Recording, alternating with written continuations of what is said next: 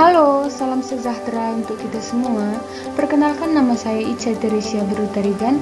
Saya peserta Latsar CPNS 2021 BPSDM Pemprov Sumut Angkatan 7 Kelompok 2. Di sini saya akan memaparkan 3 pokok pembahasan aneka, yaitu etika publik, komitmen mutu, dan anti korupsi. Yang pertama adalah etika publik. Etika publik adalah refleksi tentang standar norma yang menentukan baik buruk, benar salah, perilaku, tindakan, dan keputusan untuk mengarahkan kebijakan publik dalam rangka menjalankan tanggung jawab. Etika publik dibagi menjadi 2 poin. Yang pertama, kode etik dan perilaku pejabat, dan yang kedua, bentuk-bentuk kode etik dan implikasinya. Kita akan bahas dari yang pertama, kode etik dan perilaku pejabat. Kode etik adalah peraturan yang mengatur tingkah laku dalam suatu kelompok khusus. Sudut pandangnya hanya ditunjuk pada hal-hal prinsip dalam bentuk ketentuan-ketentuan tertulis. Kode etik dan perilaku pejabat dibagi menjadi beberapa bagian. Yang pertama, 12 kode etik dan perilaku kode ASN. Kedua, 15 nilai dasar etika publik.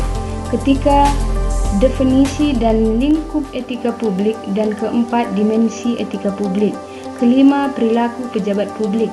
Maka dari itu, dimensi dari lingkup etika publik dibagi menjadi 3. Yang pertama, pelayan publik yang berkualitas dengan relevan.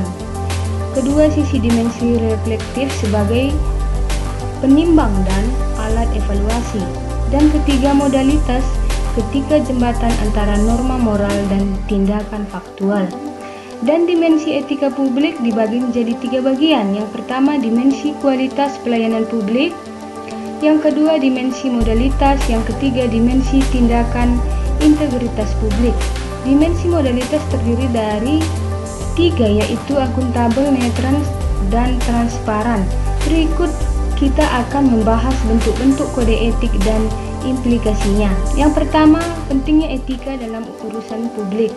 Yang kedua, penggunaan kekuasaan. Ketiga, konflik kepentingan. 4, sumber-sumber kode etik bagi ASN. Dan yang kelima, implikasi kode etik dalam pelayanan publik. Penggunaan kekuasaan dibagi menjadi 3, yakni legitimasi kekuasaan, yaitu masyarakat tunduk pada kekuasaan raja-raja terkenal. Mereka percaya bahwa raja adalah satu-satunya manusia yang memegang amanat Tuhan serta memiliki kekuatan kodrat yang besar. Selanjutnya, legitimasi sosiologis. Proses interaksi di dalam masyarakat yang memungkinkan sebagai besar kelompok sosial setuju bahwa seseorang patut memimpin mereka dalam periode pemerintahan tertentu. Lalu yang ketiga, legitimasi etis. Norma etika menjadi penopang dari berbagai ideologi dan aturan-aturan hukum yang terdapat di dalam masyarakat. Selanjutnya, konflik kepentingan dibagi 3. Yang pertama, penyalahgunaan kekuasaan. Kedua, pengarahan sumber daya publik yang kurang optimal. Dan ketiga, peningkatan kesejahteraan.